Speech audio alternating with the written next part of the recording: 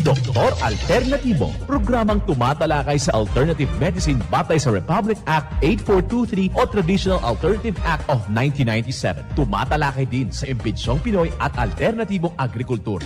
Doktor Alternatibo, the expert in alternative medicine, kasama ang award-winning inventor Doc Ed Dilibo, a doctor of ministry and alternative medicine at DOST Scholar. His formula was awarded and recognized by the Department of Science and Technology, Technology Application and Promotion Institute. Nanalo ng second and third prize as Most Outstanding Creative Research and Utility Modem, as anti-hypertensive, anti-diabetic herbal composition, and food supplements that promotes good health during Mindanao Invention Contest and Expo 2009, and finalist during National Invention Contest and Expo 2009.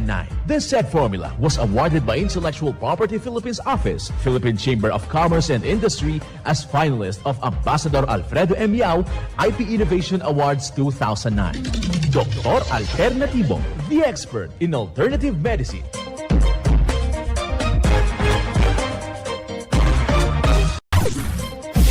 Dr. Alternatibo with award-winning formula ay nagpapatuloy sa advokasya ng alternative medicine and natural healing. Now with Doc Alternatibo, Chief Operations Officer, Mr. Edgar Dilibo Jr., Inventor at Chairman ng Product Information, Education and Communication Committee ng Inventors Association. At sa panguna na rin ng matatag na leadership ng co-founder at inventor, Madam Magdalena Neng Dilibo, Member of the Board of Directors of the Inventors Association. Dr. Alternatibo, the expert in alternative medicine.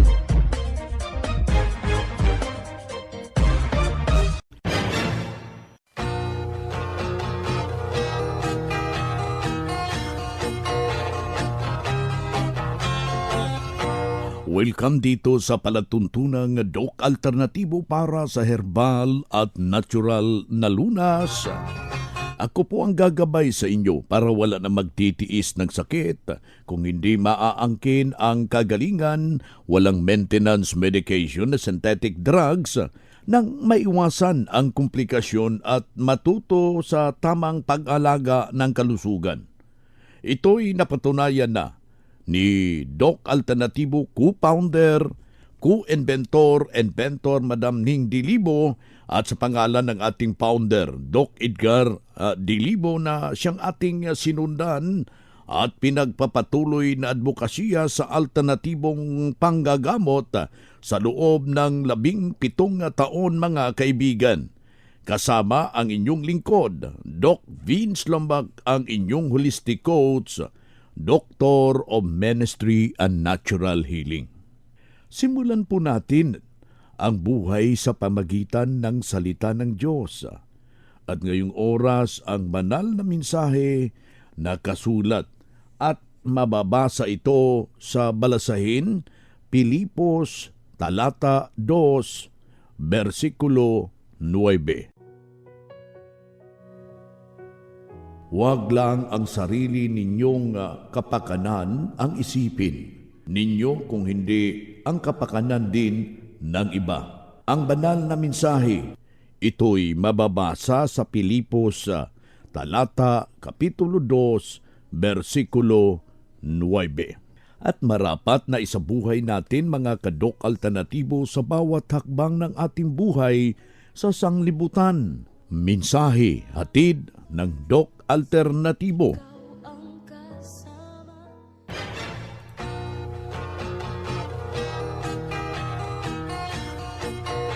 Isang mapagpalang pakikinig. Kumusta ho kayo, mga ginigiliw nating mga taga-subaybay? Dito na naman tayo, mga kadok alternatibo, para sa tamang gabay sa inyo, mga kaibigan, tungo sa malusog na pangangatawan at hindi masakitin. Hindi natin naiiwasan na tatamaan tayo ng sakit. Maaangkin natin ang kagalingan para hindi na mag-maintenance medication na synthetic drugs upang iwas sa posibleng komplikasyon at side effect.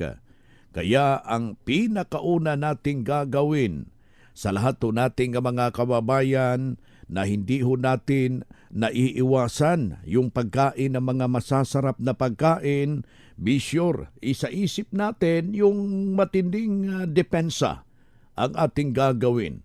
Ngayong araw na ito aking ibabahagi yung abilidad ng isang damong herbal na nakakatulong sa ating pangangatawan, itong damong herbal na pansit-pansitan. Marami dyan sa inyo mga kaibigan, ito'y kukuha ka ng bali 5 puno ng pansit-pansitan mga kaibigan, at ito'y ilalaga natin sa 1 litrong tubig.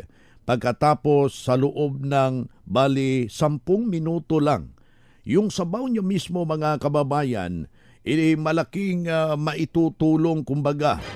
Ilulusaw itong tinatawag nating mga uric acid na nandyan sa ating dugo mga kaibigan.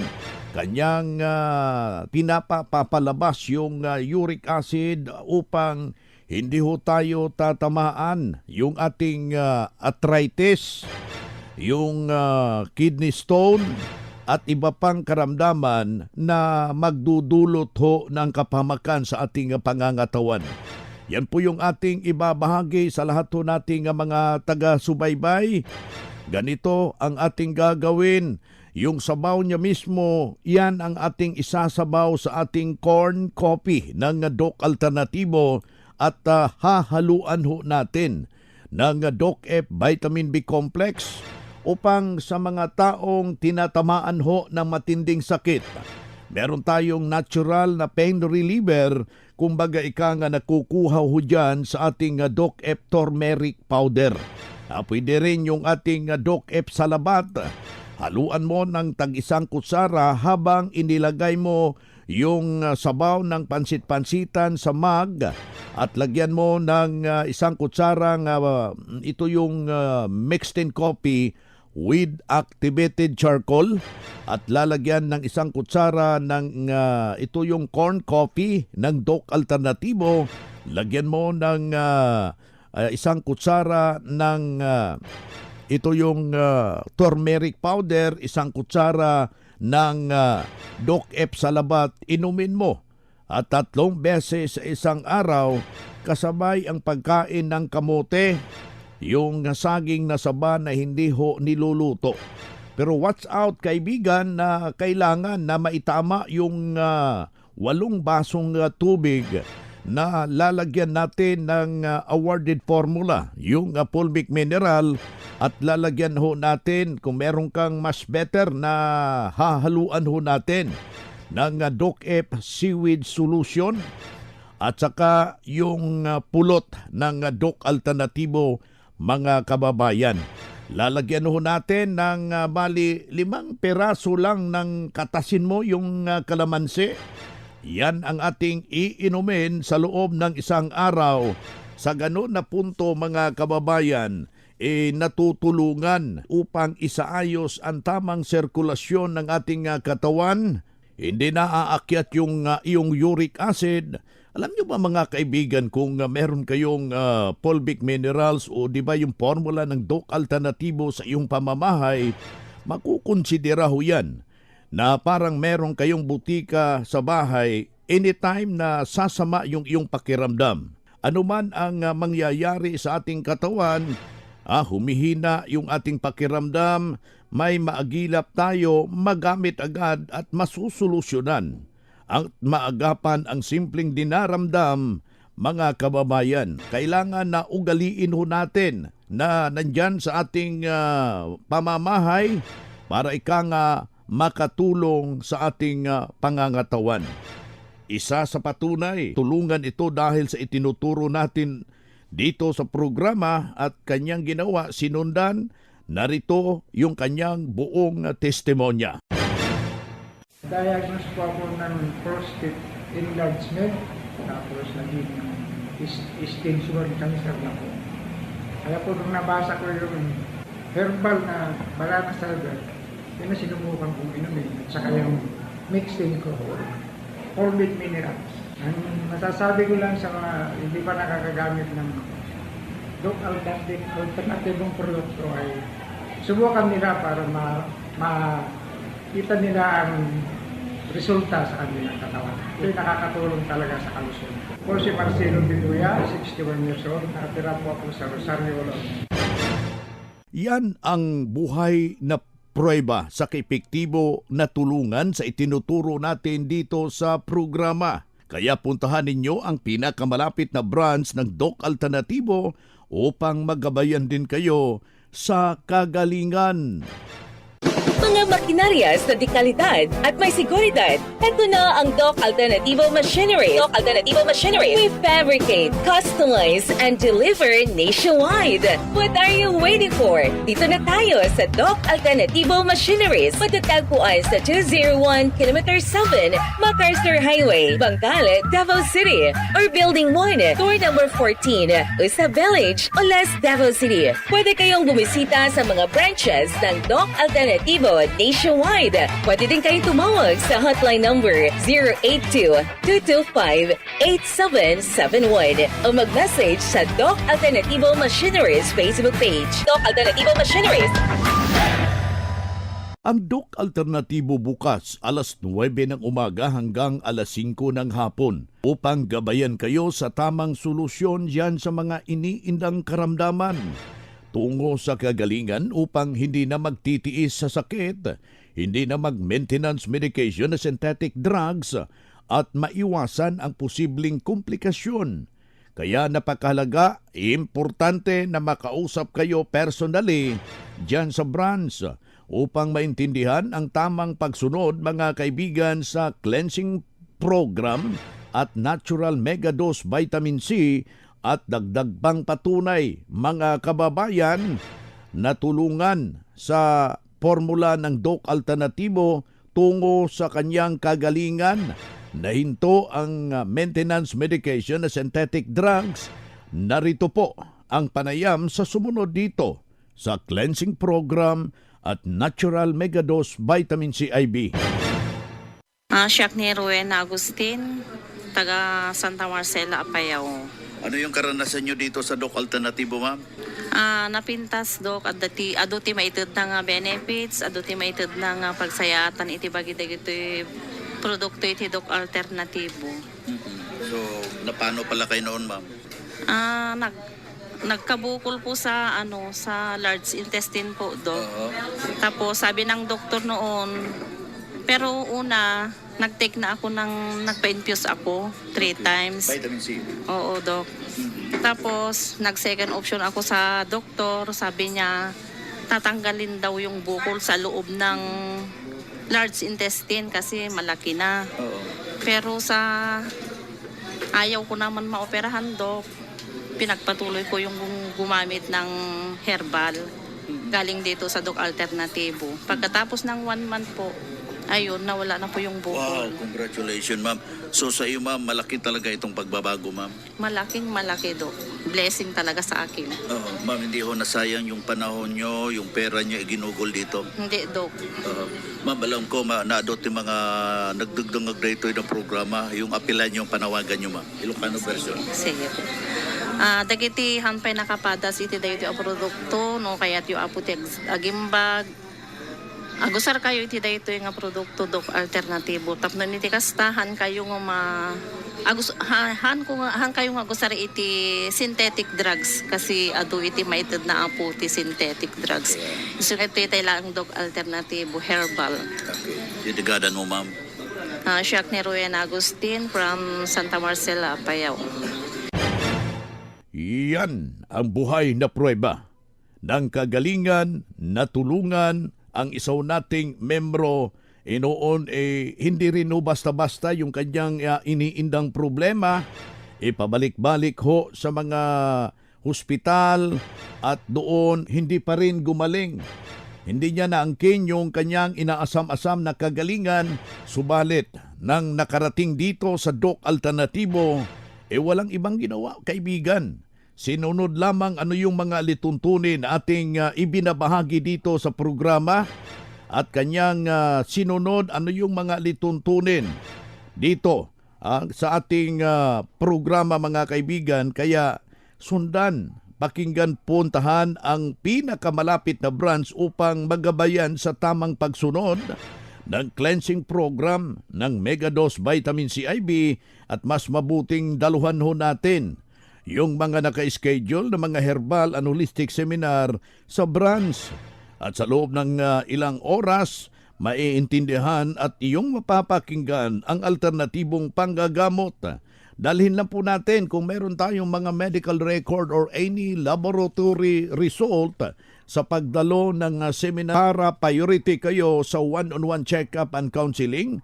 Pagkatapos ng seminar at libre na ang check-up and counseling, basta magpa-advance, magpa-register po kayo dyan sa branch.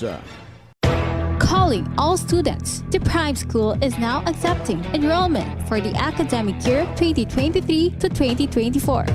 Enroll now at Prime School as the #1 in sports, talents, and skills in Davao Region and LGBT-friendly community. Programs offered: kindergarten, elementary grade 1 to grade 6, junior high grade 7 to grade 10, senior high grade 11 and grade 12, senior high school tracks, Academic tracks, HUMS, Humanities and Social Sciences, ABM, Accountancy, Business and Management, TVL tracks, technical vocational livelihood, automotive servicing, computer system servicing o CSS, electrical installation and maintenance o EIM, shielded metal arc welding, SMAW, home economics bundle, bread and pastry production, BPP, food and beverage services, FBS, housekeeping, and front office services. Hurry up, limited slots only. Remember, Prime Innovation in South Davao, #1 in skills, sports, and talent. For more information, you may contact Registrar's Office 0951-378-3351 or 553-0438 or visit sa Prime Complex, Tiguman, Digus City. Choose Prime School.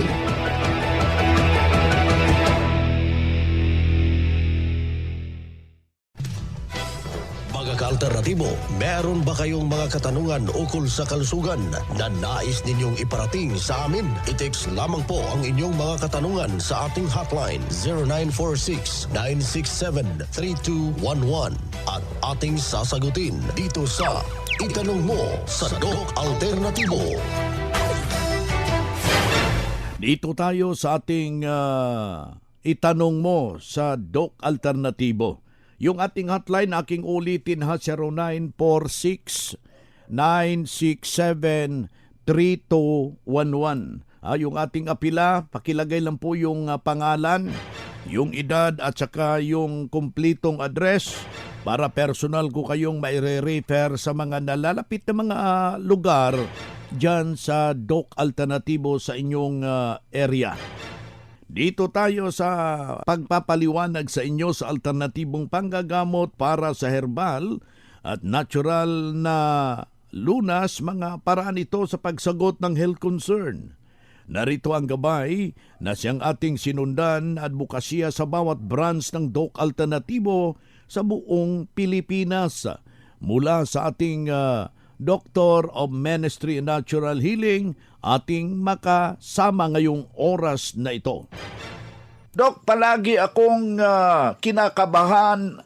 Ano ang dahilan at ano ang win-win solution ito sa Doc Alternatibo? Salamat po. Yes, maraming salamat po at idinulog niyo pong katanungan dito po sa atin. Una-una, Doc Vince, ay posible doon sa kanyang attitude. Kumbaga, minsan po parati tayong nagkakaroon ng palpitation o kinakabahan dahil nahihilig po tayong mag-isip ng mga negatibong mga bagay. Yung tinatawag nating overthinker, di ba? O di kaya na-advance yung pag-iisip kung kaya nauuna yung mga takot, kaya kinakabahan at nananervyos. Pero meron ding mga sitwasyon, Doc Vince, na talagang kahit hindi naman tayo nag-iisip ng masama, ay talagang nagkakaroon tayo ng palpitation. Ito po ay dahil kung mataas po ang level ng lason sa ating dugo, especially kung tayo po, Doc Vince, ay napasukan talaga nitong tinatawag nating anesthesia, kung kaya yung ating pong puso ay talagang pusang bubumbayan ng napakalakas, in the effort na baka pwedeng ilabas at tanggalin itong anesthesia na ito, pero to no avail, kaya magpapatuloy po itong palpitation na ito hanggang hindi po na ilalabas at naalis ito pong anesthesia na ito. Kasi kaya baka din po ay sobrang taas po ng ating acidity, yung tinatawag po nating hyperacidity, Doc Vince, na minsan po ay nagpo-cause na rin ng tinatawag nating acid reflux na siyang naging dahilan na nagkakaroon tayo ng tinatawag nating heartburn kung kaya nakakaranas din tayo ng palpitation. So, importante po, Doc Vince, na itong si Sir o si Ma'am ay pupunta, dadalo sa ating seminar kasi may lecturer doon, pupunta talaga sa branch so that ma-check up natin actual so that malalaman natin ano ba talaga yung pinaka-cause so that yung ating pong ibibigay na rekomendasyon ay magiging angkop doon sa ano ba talaga ang dahilan so that magiging effective po at talagang totally mawawala na itong problema na ito. Ipangalawang tanong dito, Doc Jimbo. May solusyon ba ang depresyon sa Doc Alternatibo? Salamat. Yes, definitely. Meron po tayong solusyon dyan, Doc Vince. Pero gaya ng sinasabi natin, kailangan muna nating malaman talaga kung ano ba yung pinakadahilan. Kasi yung iba, dahil po siguro minsan may nangyayaring mga trahedya sa buhay, may negative events na nangyari at yung kadalasan nating ginagawa dyan ay talagang napapa-regret, napapa-negatibo po yung ating reaction. At ito po yung dapat nating maintindihan, Doc Vince, na dapat po ay alam natin paano po natin i-control yung mga iniisip natin, yung reaction natin tungkol po dito sa mga pangyayari sa buhay natin. Kasi pag hindi po natin alam kung paano natin ito i-manage yung ating isipan, yung ating emosyon, kaya ito po, darating hantong po tayo sa tinatawag nating depression. Pero sa ibang dako naman po, Doc Vince, meron talaga din namang ibang dahilan kasi pwede po sa sobrang taas din po ng tinatawag nating lason na nasa ating dugo gawa ng anesthesia kasi hindi po ito naaalis sa ating katawan o di kaya sobrang pag-maintain natin ng ating mga synthetic drug maintenance, ito din po ay pwedeng magkukos ng depression kasi ang atake po nito ay nasa utak. So kapag umabot na po yung lason sa ating utak, Doc Vince, ito po yung naging dahilan kung kaya tayo po ay nasa parang defensive mode, kung kaya sisirain po ng mga lason na ito ang utak natin, kaya ito nagkakaroon din tayo po ng tinatawag nating depression o di kaya anxiety attack. So, importante po na kailangan nating ma-trace up kung ano ba talaga yung source ng ating pong nararamdaman. Pero kung ang tanong po ay meron ba tayong solusyon, meron tayong solusyon dyan. Pero kailangan talaga nating magabayan, especially kung ang problema ay ito sa psychological aspect of things. Ito po so especially po dito sa psychological aspect of things, dito po sa ating pag-control, sa ating pong thought, sa ating iniisip, doon po sa ating emosyon. Kaya importante na talagang tayo po ay pupunta sa pinakamalapit na Doc Alternativo branch at magtanong, magpa-register yan sa mga naka-schedule na seminar kasi importante talaga na matrace natin kung ano ba talaga yung pinaka-root cause, pinaka-punot dulo ng ating sakit so that magiging angkop talaga yung ating solusyon. Whatever which way, yan ba ay psychological in nature, chemical in nature, or physical in nature, meron po tayong recommendation at meron po tayong gamot para po dyan, solusyon para dyan, Dr. Ayan, kaya ikaw kaibigan, huwag nyo naghintayin na mahuhulog ho yan sa magsususay dahil delikado ho yan na sakit. Kailangan ho na mabago at maturuan ho kayo sa papanong paraan. Ang solusyon ho yan, yung presensya nyo, na dalhuan po yung ating mga herbal and holistic seminar at the same time at kailangan na magpa-participate kayo, hanapin natin yung ating mga nararapit na mga branches upang matulungan kayo sa inyong problema. Ating nakasama si Doc Jimbo Tagalog, Doctor of Ministry and Natural Healing, National Lecturer ng Doc Alternativo. Usapang Pangkalusugan. Kasama ang Doc Alternativo Foundation. Usapang Pangkalusugan.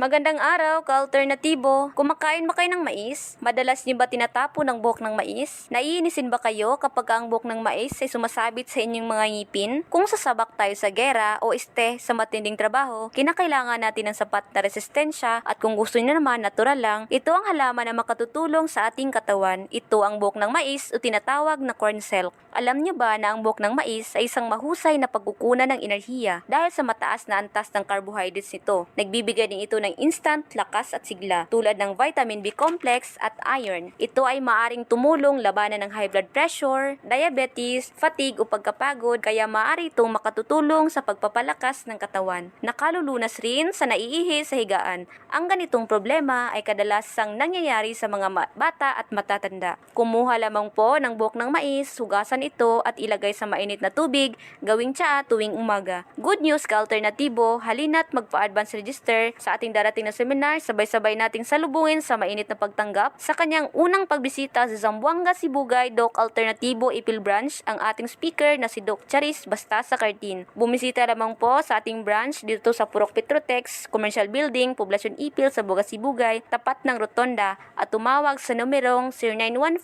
0915-497-7493. Mula dito sa Ipil, Riza Gumaon. Ciao! Usapang Pangkalusugan. Kasama ang Doc Alternativo Foundation. Usapang Pangkalusugan.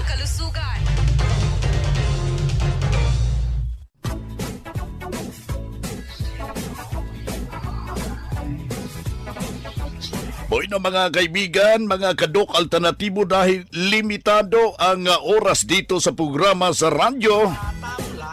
May dahilan na may limitasyon din ang paggabay sa inyo para sa herbal at natural na solusyon sa karamdaman.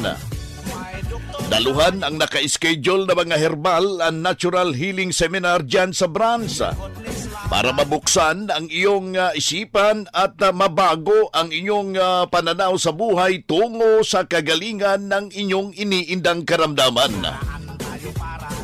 Ito ang inyong lingkod, ang inyong kadok alternatibo, nag-iiwan ng isang magandang buhay sa inyong lahat. Doc Alternativo Newscast. Ang Doc Alternativo Herbal Products ay hindi gamot at hindi dapat gamitin panggamot sa anumang uri ng sakit.